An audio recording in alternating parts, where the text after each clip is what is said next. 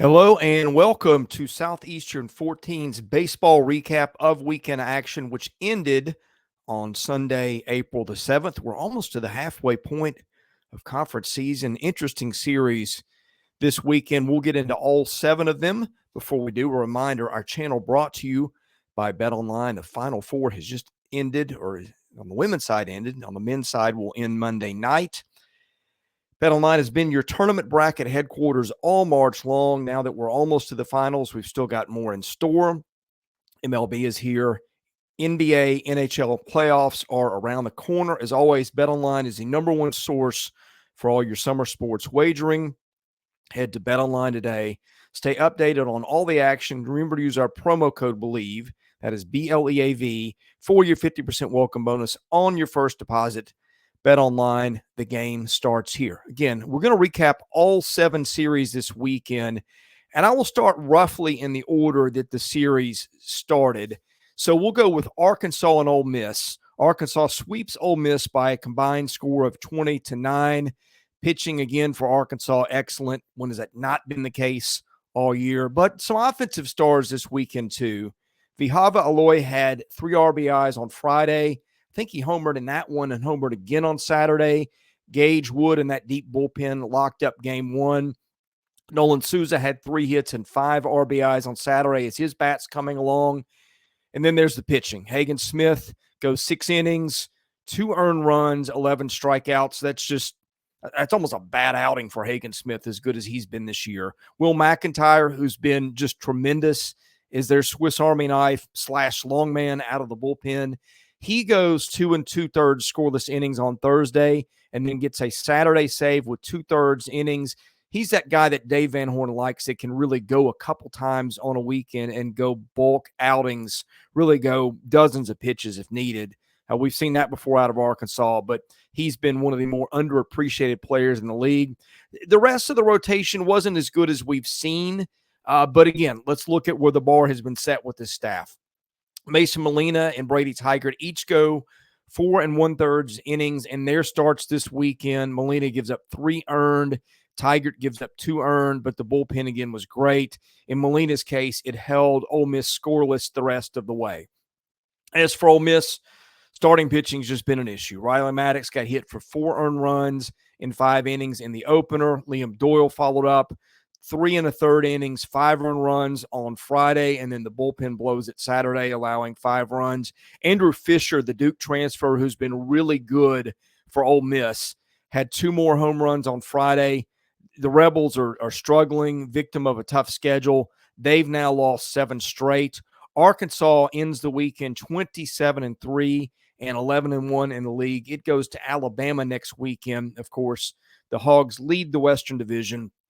Ole Miss at 18-15 hosts Mississippi State next weekend in the series that the Rebels desperately need to win. All right, the other series that started Thursday night was Vanderbilt going to LSU. Now, Vanderbilt came into this one without a road win all season, and it lost the opener and trailed game 2 on Friday night late. Jaden Davis had a big home run Saturday night. I believe it was the 8th inning to leave Vanderbilt from a come-behind victory where Ethan McIlvain went 3 1/3 shutout innings to finish that one Friday to even the score. Carter Holton the next day for Vandy. He's normally their Friday night starter, but because of some rainouts and some other stuff that's gone on, he pitched in the number 3 role. He was great in that game, gave up a 2-run home run to Jared Jones. Other than that, was just about untouchable. The bullpen came in and it did its job from there. The Commodores had been really struggling with the bats, but they combined to take this series by a combined 27-19 score in Baton Rouge, where Vanderbilt just, for whatever reason, owned LSU for the most part in series for the last 15 years or so. Now, last time that series was in Nashville, LSU waxed them pretty good, but I think Vandy has now won 9 of the last 11 series there. Got to watch for Vanderbilt. Braden Holcomb, big freshman. He's about 6'4", 265. He hit 2 home runs. One of those went over the scoreboard, which is in left center, and it's way off the ground. I think they said that ball measured 466 feet. But anyway, Vanderbilt's bullpen was really good this weekend. The offense came alive. They got a lot of hits from a lot of places. but Jaden Davis with probably the biggest blow of the weekend with a 2-run home run that decided the Saturday game. And then the Sunday game, as LSU ran out of pitching, was a run rule in Vanderbilt's favor, 13-3 in the 8th inning. Now for LSU, Luke Holman was dominant just out of the gate on Friday night. I think he took a perfect game into the 5th. Vanderbilt hit him a little bit, and the Tigers had spotted him a 9-0 lead. And LSU just kind of held on with that one as Vanderbilt made a late charge. Gage Jump was, I guess, fair in his Game 2 start. And then from that point on, the pitching for the Tigers just fell apart, which I know has been a source of Jay Johnson's frustration lately. The solid thing for LSU, of course, Tommy White, their third baseman, hit 2 home runs, I believe, in Game 2 and played some pretty good defense at third this weekend. That's been an issue for him at times. One thing of note for LSU, Jaden Newt pitched this weekend. If you've not heard that name, you probably haven't unless you are either an LSU fan or a guy who really follows the draft. Jaden Newt was a big-time arm in the class of 2022 who came to LSU, has had arm issues and surgery, has not pitched yet, but a kid who could have taken, I think, a lot of money and gone pro. He made his debut this weekend in the blowout on the Saturday game. Again, this series started on Thursday. Wasn't great, but kid's been rusty, hasn't pitched in a while, so that's to be expected. But for a bullpen that really needs some help, Jaden Newt could be a guy that gives LSU a lift. We'll follow that and monitor that as it goes forward. Vandy now 25-7, 8-4 in the SEC. It goes to Texas A&M next weekend for what I'm guessing is going to be the marquee series in the SEC next weekend. And then LSU now 21-12, could fall out of the polls this week. 3-9 in the SEC does not get any easier for the Tigers, who've had a brutal schedule so far. They go to Knoxville to face a Tennessee team that's just hitting the daylights out of the ball. We'll get to the Vols in just a minute. All right, one of the headliners of the weekend, and I'm going to say the most impressive performance of the weekend, was Kentucky's sweep of Alabama. And it wasn't just sweeping Alabama, and yes, I know it was in Lexington, but a combined 23-3 score with 7 innings pitched from all 3 of your starters. That's just crazy good. Anytime you beat anybody in the SEC 23-3, that's really good. Alabama's a good team, by the way. I know the Tide have struggled lately, but that's kind of a product of the schedule in the league these days. As for Kentucky, Trey Poozer goes 7 innings pitched, 2 runs allowed. Travis Smith, who was their starter and maybe their Friday night starter a couple of weeks ago, had been hurt. He's now come back in a back end of the bullpen role. Transfers. Poozer's a transfer. Dom Neiman, a transfer. He goes a complete game, 7 strikeouts before he went on Saturday. And then Mason Moore, who's been terrific all year, goes in that Sunday game where Kentucky jumps on Alabama early again. He goes 7 innings, allows 1 run, 6 strikeouts on Sunday. Holding Alabama to 3 runs in a weekend is just crazy good. And the bats for Kentucky came along too. Ryan Nicholson had a 2-home run game on Sunday. That is a very deep and balanced lineup, and he was kind of, I guess, the headliner with individual game performances this weekend. As for Alabama, Ben Hess got hit for 5 1/3 innings, 5 earned runs on Friday. Their best starter maybe of late with injuries hitting has been Greg Ferrone, the Louisville transfer. He was wild, didn't perform very well. And then Gage Miller, who's just been, outside of Charlie Condon, maybe the toughest bat in the league to get out. He didn't hit all weekend. Kentucky, a pitching staff that just keeps the ball on the ground and a defense that makes plays. That has been the recipe for Nick Mingione in Kentucky the last couple of years. And boy, these guys are perfecting it right now in 2024. I know that people will look at Kentucky's record and say 11-1 in the SEC. That's the product of a relatively easy schedule. Yes, it is. But Kentucky's 27-4 overall, has played some decent teams out of conference. I don't care who you're playing in this league. You go 11-1, you've done something. The Cats go to Auburn next weekend with what I believe is a 3-game lead over Vandy in the East without looking, but I think that's right. Alabama is now 22-10, has fallen on some hard times after that big winning streak to start the season before conference play. And of course, that big win over Tennessee to open conference play. It's now 4-8 in the league. It doesn't get any easier for the Tide, who now will host Arkansas this coming weekend. Speaking of Tennessee, the Vols fall in the opener at Auburn on Friday night. A.J. Causey was just terrible. 1 1/3 innings, 8 earned runs. That set the tone early for a big Auburn win. But Tennessee storms back, takes 2 out of 3, and the composite score this weekend was 36-16, and that included 1, if not 2, run rules in that one. The Vols bats were just the story. My goodness, Blake Burke has now broken Tennessee's all-time home run record. I think his 41st home run is the one that broke it. That was the theme of the weekend for the Vols. Dylan Dreiling, Dalton Bargo each had 2 home runs on Saturday. Christian Moore had a grand slam and 6 RBIs, so not sure who's the headliner there. And then on Sunday, it was kind of a Cal Stark, a hold my beer situation. He hits an early grand slam after Tennessee had fallen behind 3-0, got another home run later. I think he finished with 7 RBIs in that game. Not a guy who's really known for his bat, but a kid who's older, and it's really coming along there. Sunday, the home run barrage continues. Christian Moore with another one, Kavaris Tears with one, Hunter Inslee, Dean Curley. I don't know how many Vols hit home runs this weekend. That is at least, I think, 7 by my count. And that's just what Tennessee is a team that's going to hit up and down the lineup. And remember, the Vols doing that without Billy Amick, who was out with what I think is appendix surgery or something along those lines. In a league where pitching has been hard to come by, and especially durable starting pitching that can go late in the games, the Vols have always been able to count on Drew Beam throughout his tenure at Tennessee. He was a big story on Saturday. He went 7 innings, gave up 1 run, got a complete game for that because Tennessee run-ruled Auburn in that.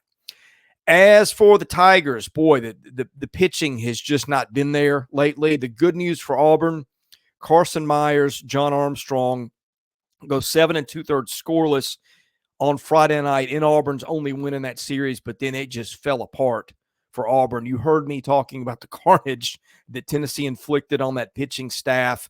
You look at what's going on there. Chase Alstup was their Friday starter, starting the SEC season. He got shelled out of the bullpen on Saturday. Joseph Gonzalez, who was their Team USA guy a couple summers ago, just has not been right since that injury. He got hammered on Sunday in relief. Cade Ballou, a 3-run homer in the series opening win. I guess that was a highlight for the Tigers. But Butch Thompson just looking for pitching. Is it's kind of coming apart there. Auburn, of course, has played a murderous schedule so far, and that's got something to do with it. It's not going to get any easier for the Tigers next weekend. They are now 18-13, 2-10 in the league. They'll host Kentucky next weekend. Tennessee 26-6, 7-5 in the league, and it'll host a struggling LSU team next weekend. All right, on to Texas A&M and South Carolina. Another team with an impressive series win this weekend, the Aggies, which went to Founders Park in Columbia, South Carolina, and came within a run of sweeping that series. South Carolina salvaged that with a 6-5 Sunday win. A&M's 2 wins were a combined 15-5 or 15-5. For the Aggies, the pitching was really good. They've got a lot of arms who can really pitch it. New pitching coach in town. You're really seeing some results. Ryan Prager, who's been their ace, pitched like an ace once again in a park where it is not easy to pitch against a lineup that has got some guys who can hit it out in a hurry. Ryan Prager goes 6 1/3 innings, 12 strikeouts. I think he maybe walked 1. He's got a ridiculous strikeout to walk ratio. I think it's somewhere in the neighborhood of 17 or 18-1 without looking. He's now 6-0. And then they've got a jumbo reliever of their own, Evan Aschenbeck. He closed that game with 2 scoreless innings in the opener and came back and got a 2-inning save in game 2. Steven Sadeo, I think is how you pronounce his name, or Shane Sadeo, goes 4 1/3 scoreless in that game 2 for the Aggies. Again, what gets you by in this league is a lot of guys who can really pitch, who can go multiple innings and just shut teams down. A&M's got about as many guys this side of Arkansas who can do that. Now, the one bad news for A&M. Justin Lampkin got hit hard Saturday, 5 earned runs in 3 and a third innings. He's been fairly good so far this season. So that's kind of the exception to the rule. But again, the Gamecocks can touch you up in Columbia and got a little bit of revenge in that one. They got out early on the Aggies. I think led that one 5-1 at one point and then held on to win. For South Carolina, you'd like to see a little bit better out of both the bats and the arms. Again, this was a lineup that can really hit a lot of home runs. Ethan Petrie got one as part of 3 hits on Sunday, but the pitching just wasn't quite what Carolina needed. Eli Jones gave up 4 in the first inning on Friday. That set the tone for the weekend. Tyler Pitzer, their freshman number 3 guy who's been great, got hit for 4 earned runs in 2 and a third innings. I think he went on Saturday. And then Matthew Becker gave up a run in 4 innings in the other start, which is good, but you got to have more out of the bullpen. Anyway, Carolina's a good team. Ran into a red-hot Texas A&M team, which is 28-4, 8-4 in the West, which is now 3 games behind Arkansas. Again, the Aggies will host Vandy next weekend in College Station. South Carolina 22-10, 6-6, travels to a Florida team that is really reeling. And let's get to the Gators, because Missouri just swept Florida for the first time ever. 3 one-run wins for the Tigers. Now, I got to see Missouri pitch last weekend in Nashville, and Vanderbilt had not been hitting, and I kind of chalked up Missouri giving up, I think it was 13 runs to Vanderbilt last weekend as a bit of a Vandy's just not hitting thing. Maybe we should have chalked it up a little bit more to a Missouri can pitch thing, because the Tigers got some really good outings this weekend. Logan Lunsford went 6 shutout innings, 11 strikeouts on Friday. Javin Pimentel, 5 innings, 1 earned run, and Ryan Magic, who I guess is their closer now, goes 2 innings with a scoreless save. I believe that was the Saturday game. Sunday, it got interesting. Missouri jumped out to a 7-1 lead, really knocked Jack Caglione around. Next thing you know, they're down 10-8 in the ninth, and they're trailing, but Florida's bullpen kind of fell apart. Jarrett Curtis has a guy on, I guess it was third, with 2 outs, hits a walk-off single to center. So Missouri gets the sweep of Florida. I don't think anybody saw that coming.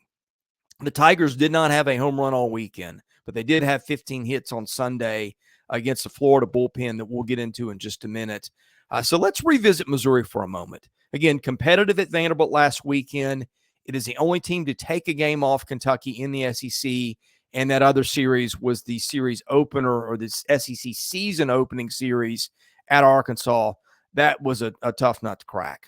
Arkansas has been so consistent all year, and Missouri probably playing with a little bit more confidence than it was that weekend in Fayetteville. I'm not going to say if you replay the series, Missouri's going to go back and win, but I'm just saying once you're taking Missouri's season in context, Kerry Jackson might have this team a little bit improved. Don't sleep on them the way they pitch right now. And then there's the Gators. Man, the bullpen. Florida, it's just amazing that the Gators don't have more arms. Brandon Neely, Cade Fisher, Luke McNeely, pretty good in the opener, but just not good enough with what Missouri threw at them. The bullpen just doesn't have enough guys who can get big outs. They bring McNeely back on Sunday. He blows the save with a wild pitch in there and a hit or two and a walk or hit batsman. Don't remember exactly how that went down now, but Florida had one there for the taking on Sunday, couldn't hold it.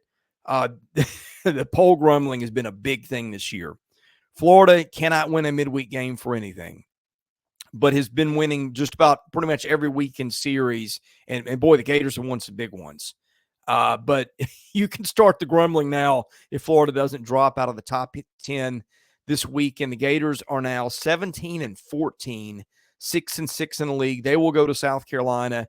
Missouri 15-18, 4-8 in the SEC. Will travel to Georgia next weekend, a place where it's really hard to keep the ball in the park. Again, Missouri's pitching. Don't sleep on these guys. They've been hurling it pretty well lately. All right, the finale, and this is the one that got a lot of attention this weekend. Unfortunately, an incident late on Friday night really more or less stole the stage here. The league screwed up with all the ejections in the 40-minute debacle. I'm not going to rewind all that. you guys have seen it unless you just were absent for social media all weekend. I don't know. Why do we need 40 minutes to adjudicate that? And I think there probably should have been one guy ejected. He did get ejected, but some other guys caught some ejections elsewhere too. Again, that's been hashed and rehashed. I won't get into that. I didn't see it live either, but it obviously was the talk of the weekend. But let's get to the baseball. You got a 1-all series on Sunday. Mississippi State is down 5-0 in the third inning because Georgia's Colby Branch had hit a grand slam early in that one.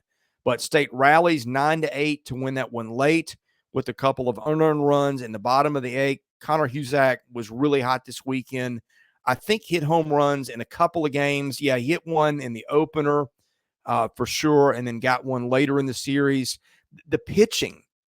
This was a pitching staff that's really not been good the last couple of years, but their switch pitcher, Drangelo St.